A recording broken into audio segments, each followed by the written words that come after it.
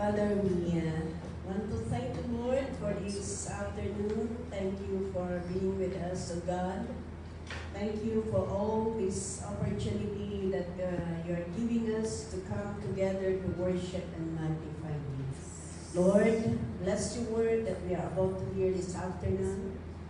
Bless each and everyone's heart, even those who are joining us online. Father, we pray you, Lord, for your Holy Spirit to move and meet every need, so God. Remind us, Lord, with your word that we might continue to be strong in serving you until you come. Father, thank you. Bless everyone in Jesus' name. Amen. Amen. Okay, so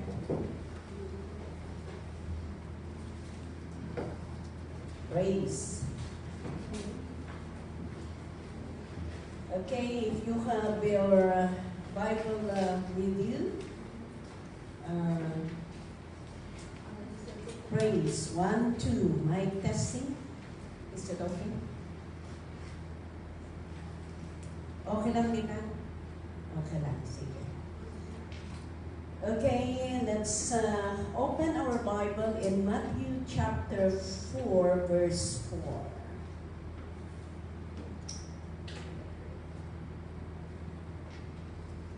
Matthew chapter 4, verse 4, it says here, Jesus answered, "It is written, man shall not live on bread alone, but on every word that comes from the mouth of God." So, man shall not live on bread alone. So, ibig sabihin, may physical na pagkain, may spiritual na pagkain. May physical na tinapay, may spiritual na tinapay. Kaya, ang title ng pag-aaralan natin ngayon is How to Gain Food That Gives Eternal Life. Yan. Ang pagkain ng physical, kung kumain ka, at maganda yung pagkain mo, healthy ka. Di ba? Pero kung hindi maganda yung kinakain mo, magiging, ang resulta. Kaya kung ano ang kinakain mo, yan ang resulta ng kinalalabasan ng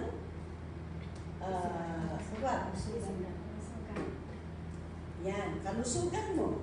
Ganon din spiritually.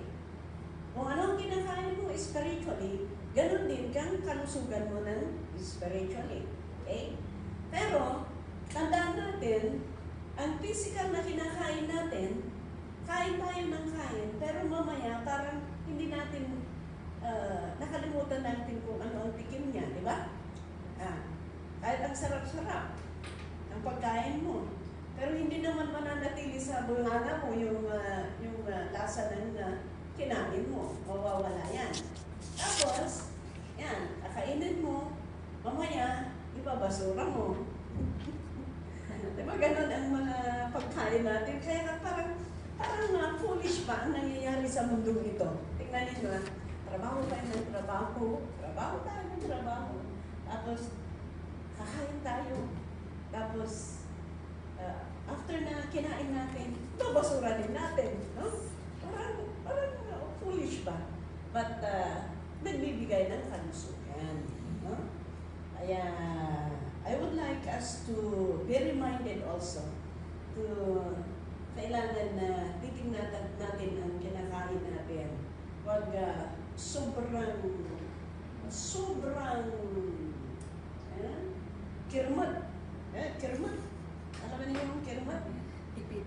Tipid. No? Dahil ang kinalalabsan ay hindi maganda. Yeah. Okay siguro pa ngayon dahil malakas kayo, malalakas. Pero maipon-ipon. Pagdating ng panahon ay lalabas din kung ano ang kinalalagyan. Ay resulta. Okay? So, let us see how to gain food that gives eternal life. may pagkain din na nagbibigay ng buhay na walang hanggan. At shortcut, of course, ang salita ng ating Panginoon. Okay? Salita ng Panginoon. Kaya kung hindi ka nakikinig sa salita ng Panginoon at hindi ka nagpo-pray, nawiwikan ka, humihina ka, hanggat lumalayo ka sa paglilingkod mo sa Panginoon. Hanggat mawala ka. And you will die spiritually. Ganon din physically. If you will not eat, hindi ka kumakain, then anong kinalalabasan yan? Mamamatay ka. Kaya, titignan po natin kung paano natin magigain ang spiritual na pagkain na nagbibigay ng buhay na walang hanggan. Dito po sa Colossians chapter 3, verse 2 to 3. Okay. Unang-unang gagawin natin. Sabi dito, set your minds on things above, not on earthly things. For you died, and your life is now hidden with Christ in God. Yan. Ibig sabihin, ang unang gagawin natin ngayon, kasi ang isang Kristiyano, dalawa ang pinapakain. Dalawa ang pinapakain natin. Physical and spiritual. Ang pagkain ng physical natin, ayan, yung bigas, hindi bigas, inapoy, kanin, lechon, ayan. Pero, ang pagkain ng spiritual natin, ito, salita ng Panginoon. Itong salita ng Panginoon, dahil nasa kay Kristo na tayo. Ang Espiritu, ang paglilingkod natin, bilang isang nanampalataya sa Panginoon, kailangan masuportahan yan, kailangan mapakain yung kaluluwa natin, para hindi ito papayat. Amen?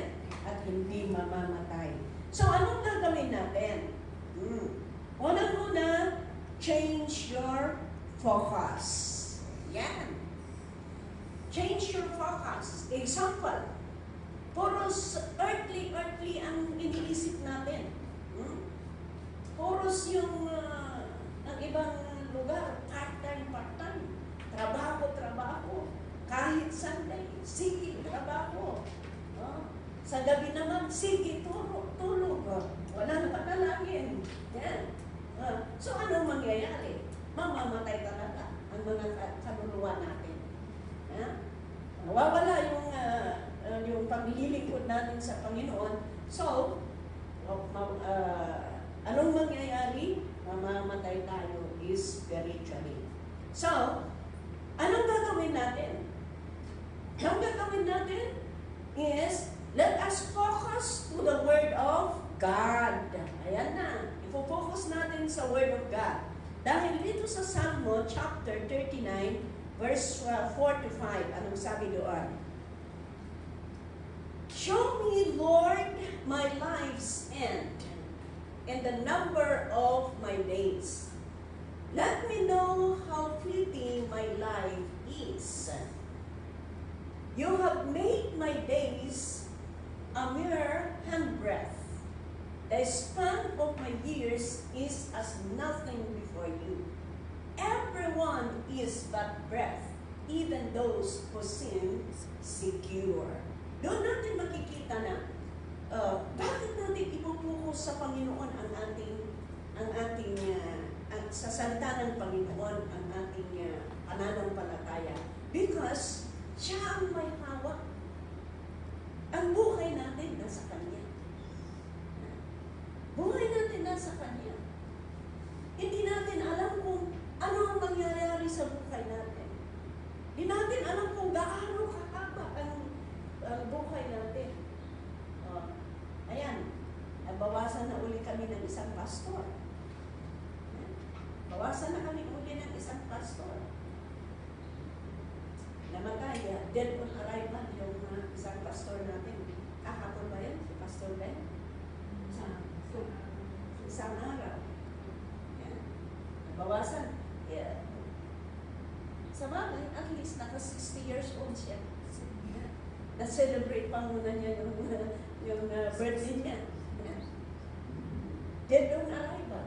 I think hindi na, wala pang information kung paano namatay. Parang naano yata sila. Parang cardiac. Parang gano'n siya. Tignan ninyo, yung buhay natin. Yung buhay natin sa ating paglilingkod. Kaya i-focus natin sa word ng Panginoon. Kung ano ang sinasabi ng word ng Panginoon, napakaganda po na talagang tuparin natin. Let us focus on the word of God. Imbis na magbasa ka ng comics, o ilang oras ka doon sa Facebook, hindi natin namamalayan. Facebook, inaagaw yung oras natin, diba? Inaagaw yung oras natin. Yung YouTube, manonood ng YouTube. Maganda sana kung yung pinapanood mo ay nakakatulong sa iyo. Mamaya, hindi natin namamalayan. Anong oras na? Nagpupuyat na. Pagod na nga kayo sa trabaho. Magpupuyat pa kayo sa Facebook. Wala na. Yan. Okay. So, focus to the on the word of God. Yan. Ano pa? Let us focus on the truth. I-focus natin. Alam niyo ang daming fake news ngayon. Daming fake news ngayon. Sa mundong ito, ang daming fake news. Sa dami ng mga vloggers. Ang daming mga fake news. Kaya huwag tayong basta maniniwala. Ang pinakamaganda na talagang pagpukusan natin sa katotohanan ng salita ng Panginoon. Amen? Sa 2 Timothy chapter 2, verse 15.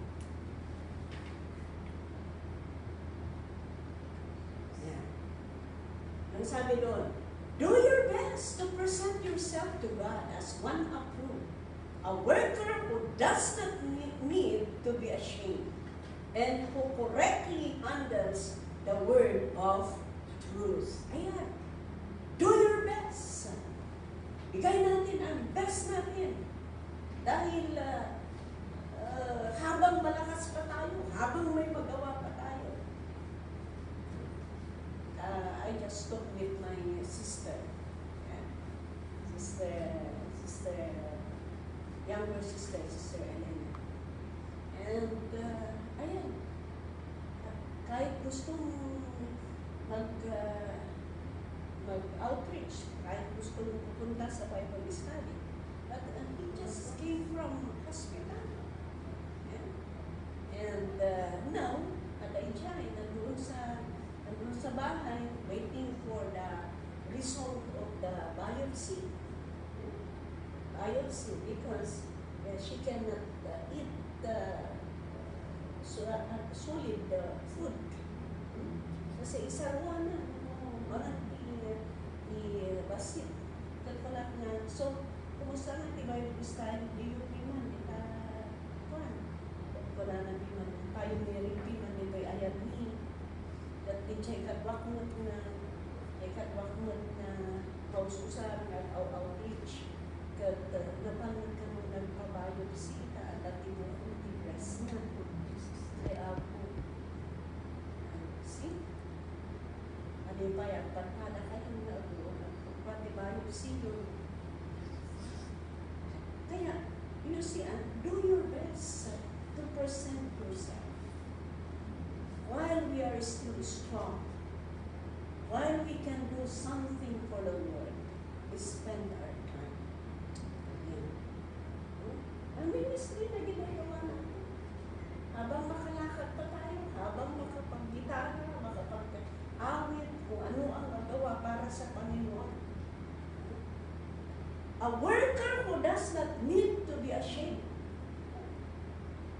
Huwag tayong nahihiya na mag-akay. Huwag tayong mahihiya na mag-akay sa mga tao. Always remember, yan. Tingnan ninyo, mga opisyalis sa Pilipinas, very active na sa kumpanya, di ba? Kung kumpanya sila, ang dami pa nilang pangako. Pero kung tapos na, wala na yung pangako nila. Kinukumpanya para lang manalo. But remember this, sabi niya, a worker who does not need to be ashamed. Always remember that kung bakit tayo nag-aakay, kung bakit tayo nag-i-invite, kung bakit tayo nag-i-evangelize, there is only one reason. Because we want people to go to heaven. Yeah? We are campaigning for heaven. That's why never stop in sharing the Word of God if we have the opportunity. Kaya papasalamat tayo sa Panginoon. Dito po sa Hong Kong, everyday po ang service natin. So you can go out in the morning. It's good for you weekdays. Yeah? It's good for you. You have half day. Half day po ang service natin, afternoon. You can go before you come here. Drop to Central. Drop kayo doon. Kita kayo kung may nakaupo doon na kababayan. Then you invite them to come to listen to the Word of God. Kaya a worker who does not need to be ashamed and correctly handles the word of truth. Kaya dito po sa under focus, focus on the truth is we need to really know the truth. Knowing the truth. Kaya kailangan malaman natin ang katotohanan because you have nothing to share if you don't know the truth. Diba? Wala ka namang alam i-share kung wala kang alam na salita ng Panginoon. Okay. And aside from knowing the truth, we need to speak with the truth. Kailangan mag-speak tayo sa truth. That's why we don't get away from the truth, from the Word of God. That's why we always focus on the Word of God. We don't have any book. Wala pa tayong other book na pinagkukunan. But, ayan, salita ng Panginoon. Kung minsan sinasabi natin, paulit-ulit naman, paulit-ulit. Siyempre naman, wala naman tayong ibang book na pinagkukunan. Umiikot lang tayo sa salita ng Panginoon. Hindi naman tayo umukaw sa El Filibusterismo, Noli Mitangkiri, ano pang mga ibang books. You always stick with the Word of God. Kaya pabalik-balik tayo dito. Pero ang milagro nito, ilang taon tayo nananampalataya, parehas pero hindi tayo nagsasawa. Hallelujah. Nakita ba ninyo yan? Na milagro ng salita ng Panginoon. Sa katotohanan, hindi basta-basta itong salita ng Panginoon. Ilang taon kayo na every Friday na umuupo dyan. Na-memorize ba ninyo itong nasa harapan? Meron ko nga. Dahil kung minsan, ang diablo, inaagaw niya yung salita ng Panginoon. Kaya kailangan talagang alamin natin, mag-stick tayo doon sa katotohanan, hindi lang yun. Pangatlo, living out the truth. And, basahan muna natin, doon yung sticking on the truth. 2 Timothy, chapter 2, verse 16 to 19. Anong sabi doon? Sige. Avoid godless chatter, because those who indulge in it will become more and more ungodly. O, kita niyo? Their teaching will spread like gangrene. Among them are Hymenaeus and Philetus, who have departed from the truth. They say that the resurrection has already taken place and they destroy the faith of others. Tingnan ninyo, kung hindi tayo mag-stick sa katotohanan, Kaya napaka-importante na mag-stick tayo doon sa katotohanan. And hindi lang tayo mag-stick sa katotohanan, pero living out the truth. And verse 20 to 21. In a large house,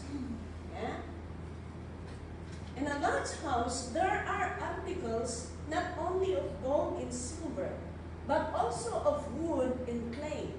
Some are for special purposes, and some for common use.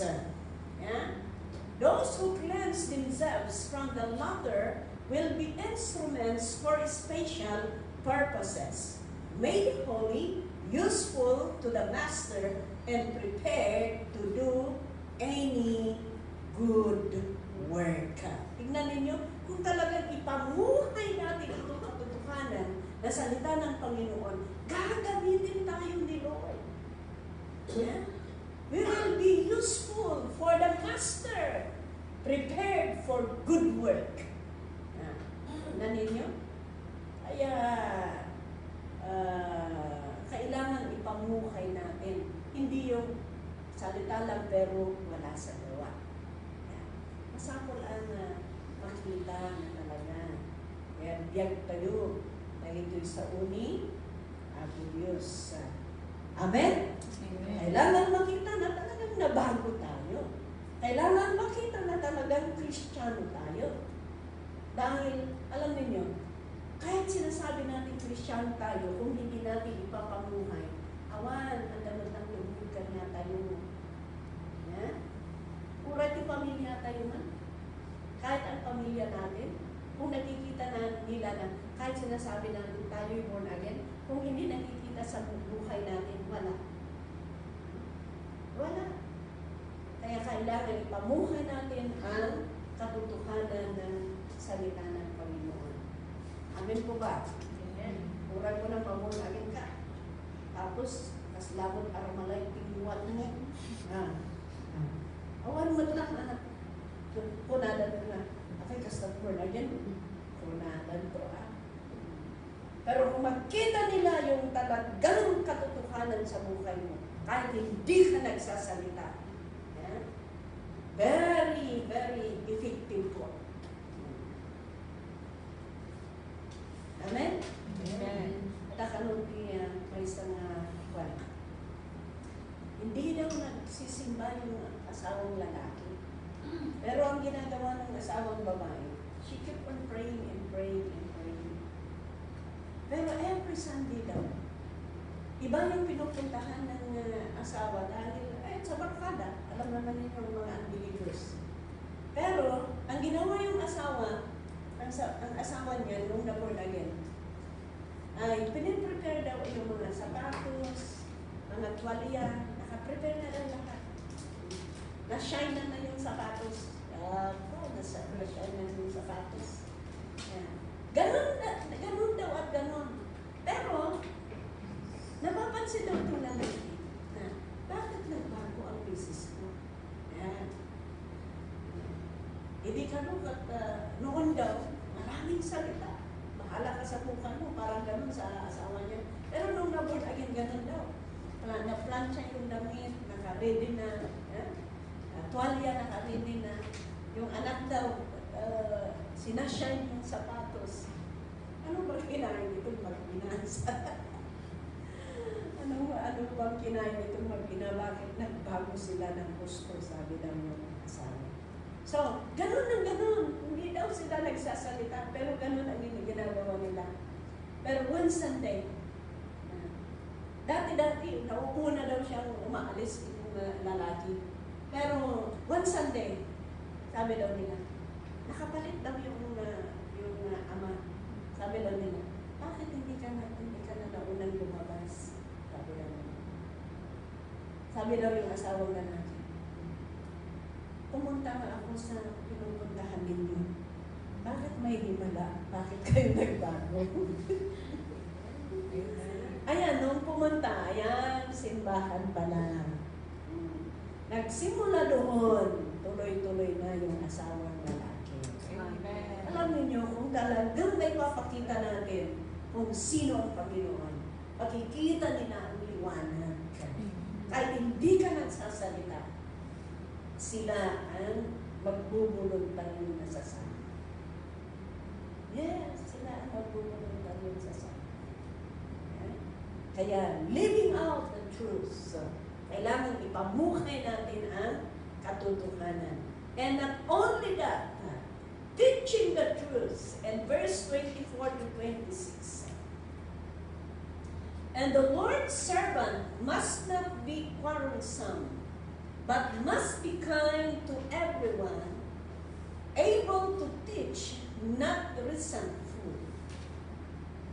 Opponents must be gently instructed in the hope that God will grant them repentance, leading to the knowledge of the truth. Kailangan ituro natin.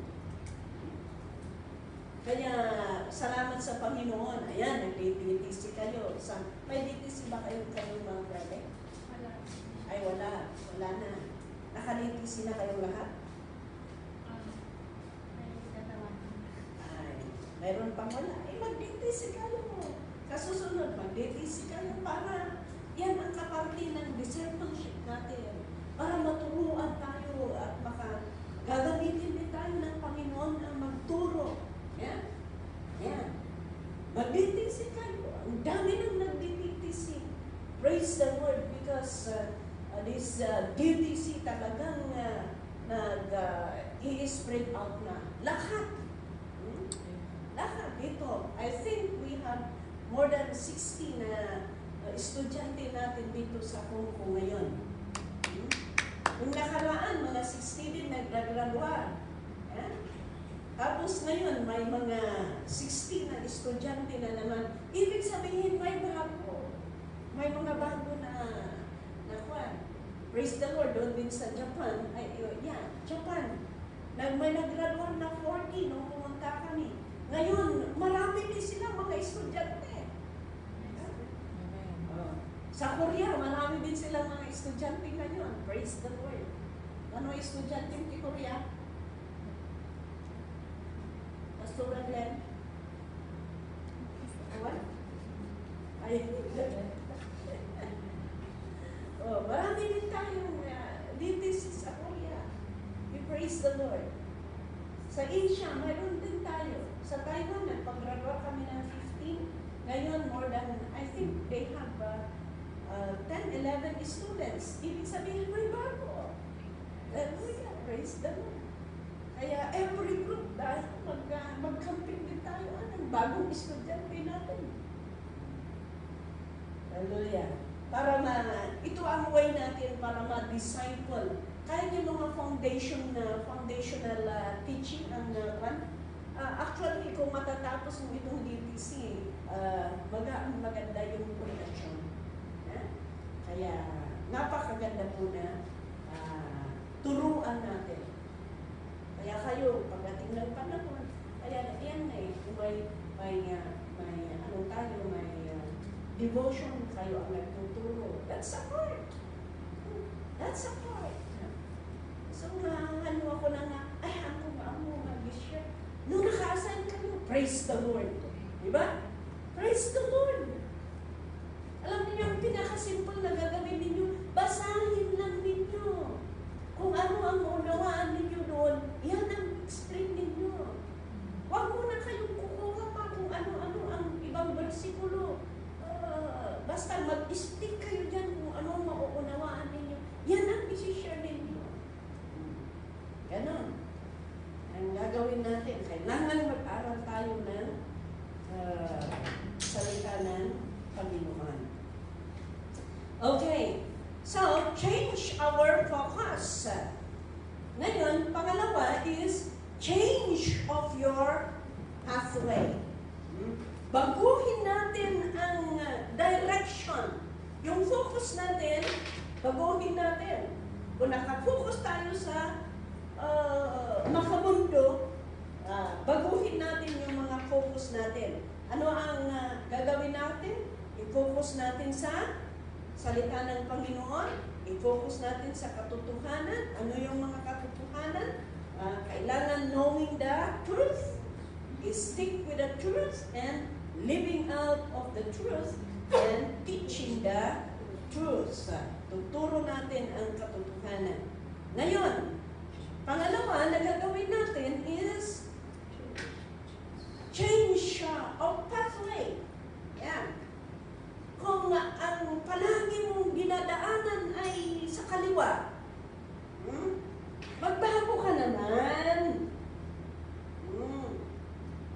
Magbago ka naman. For example, ang palagi mong dinadaanan is negative. Magbago ka naman. Yan. There must be a change. Ibig sabihin, kung noon ay masadot ka na magpapalit, ay sentral, ay agbalbalin ka mo, Brennan. Noon ka nga naman nagnagnagnag, aputi karawa, itatanrog ang batalan. Manuha tawanan, ano pa'y pinagpadas. Ilang taon na, hindi mo pa nararanasan. Hindi mo makukuha yung blessing ng sabi ng salita ng Panginoon na mapalad ang mga paa na lumalakad. How beautiful are the feet. Di ba? Sabi niya? How beautiful are the feet who will go to share the word of God. Ibig sabihin, hindi beautiful yung feet mo. Kahit wala kang muscle, kahit okay, maganda yung feet mo, kung hindi nagagamit para sa Panginoon, wala. Hindi din beautiful. Where is the verse? Yeah. So, mahirap. Yeah, mahirap. Mahirap mag-evangelize. Pero itong tandaan ninyo. We are just an instrument. Okay? Instrumento lang tayo. Sa tutunan, instrumento lang tayo. Kaya huwag kayong matakot. Baka sasabihin ninyo, ay baka wala akong may invite. Or baka i-share ko, ay wala din, hindi nila ako pakinggan. Simple lang. Simple lang ang gawin nyo. Halika, punta tayo sa church. Ganun lang eh. Halika, basta mag-invite kayo lang. Ganun. Then, hindi naman na, hangat yung masapang nga, mapangkadya ko naman, ay, masapang ang babawi ka. Tanong, saan ka nga babawi? Mapangkadya yung diablo. Ay, awa nakakarong na halang ako ngayon kasi. Pero,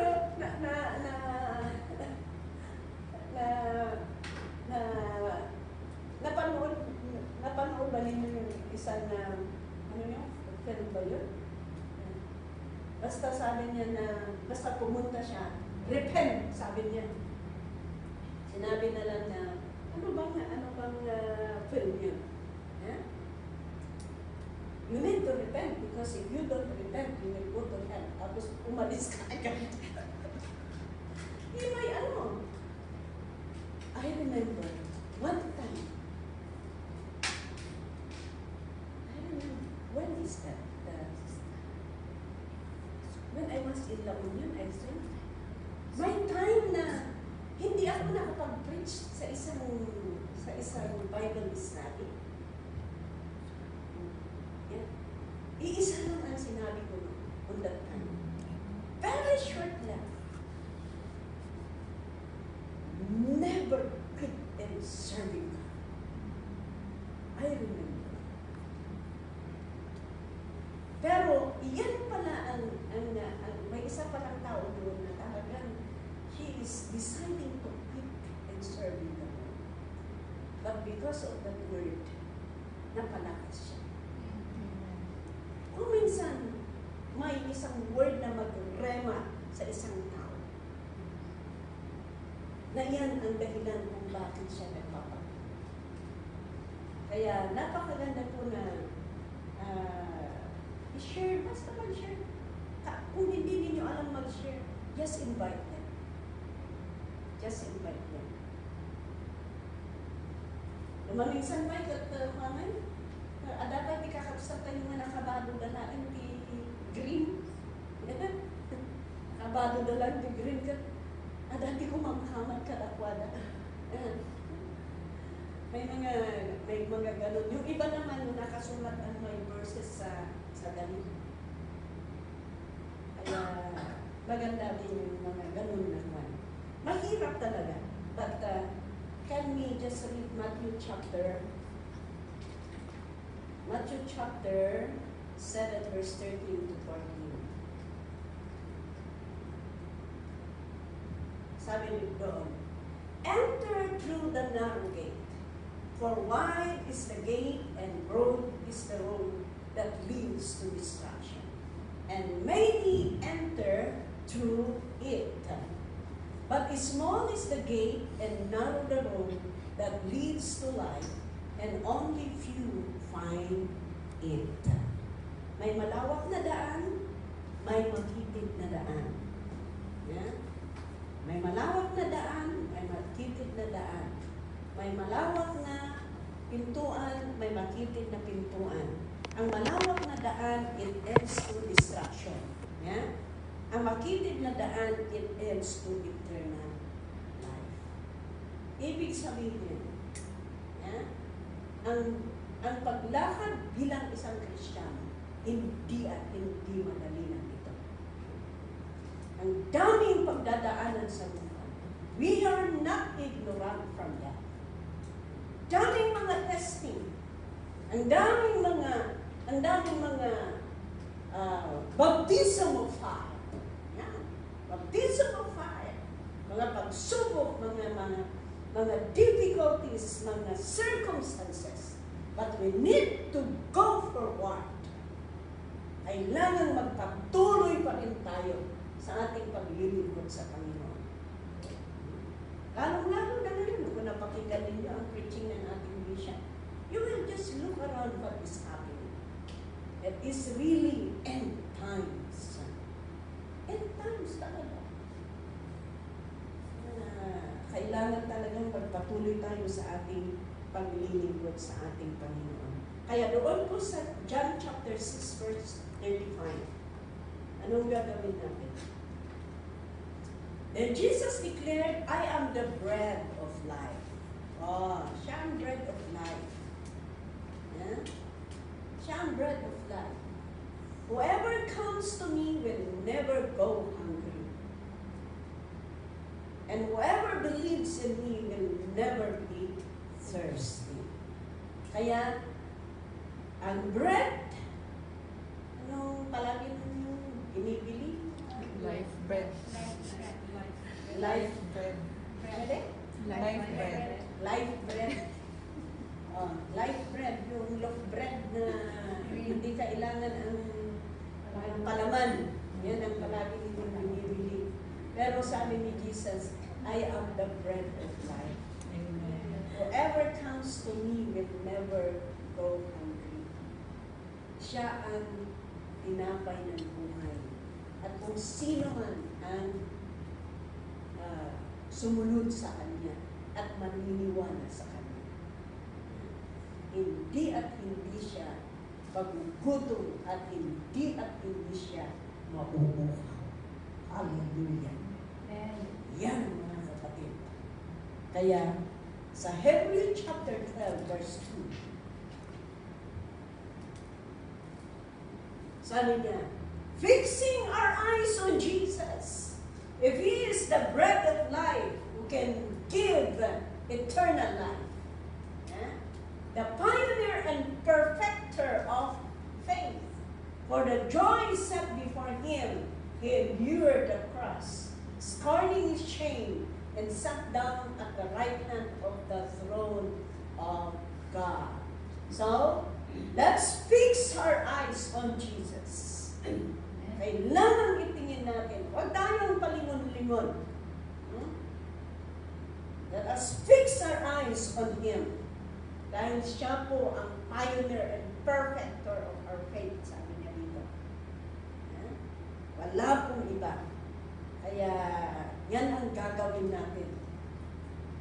If He is the bread of life, na nagbibigay ng buhay na walang hanggan, tinapay na buhay na nagbibigay ng buhay, let's follow Him. Let's obey Him. And let us fix our eyes on Jesus. Kaya in our conclusion is in 1 John. 1 John chapter 5 verse 13. Anong sabi dito? I write these things to you who believes in the name of the Son of God, so that you may know that you have eternal life. Yan na isulat itong katotohanan ng salita ng Panginoon na mag-direct sa atin, para ituro sa atin, at para tayo maniwala at sumunod sa Kanya. Ayan, magkakaroon tayo ng buhay na walang hanggan. Amen. Kaya huwag tayong patumpik-tumpik sa ating paglilingkod. Alam ko po na sa trabaho ninyo, ang dami kayong ginagawa, ang daming testing kahit sa trabaho ninyo, kahit sa pamilya ninyo, malayo kayo sa kanila. Marami silang kamanghamanghang ginagawa o mga bagay-bagay na ginagawa nila. But let us fix our eyes on Jesus. Palagi kong sinasabi, if our God is the creator of the universe, is the giver of life and breath, ang problema pa kaya natin ang hindi niya kayang bigyan solusyon. Kaya patuloy po sana tayong maging matatag sa ating paglilingkod, na kahit anong problema, kailangan natin alamin na ang paglilingkod natin sa Panginoon, yan po ang nakahold sa lahat ng area ng buhay natin para hindi tayo mawawala at hindi tayo magtutumba sa ating paglilingkod. Amen? Amen. Kaya ito po ang ating lesson today, and may the Lord bless everyone. Mamaya pa na, announcement, mamaya, Sister Gloria will share about our hope. Para magkaroon din kayo ng, para malaman din ninyo at mapakinggan din ninyo at para lahat ay ma-bless.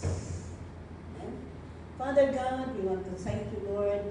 Tulungan mo po kami, Panginoon, na mamumuhay ayon sa iyong kalooban para aming paglilingkod, pagsunod namin sa iyo, Panginoon, ay aming i-value ang aming paglilingkod sa iyo. At lalong-lalo na sa aming pagsunod sa iyong mga utos, sa katotohanan ng iyong salita. Dahil ito po ang nagdadirect sa amin para kami po ay mamuhay ayon sa iyong kalooban. Father, thank you. Bless your word and bless your people. In Jesus' name, amen.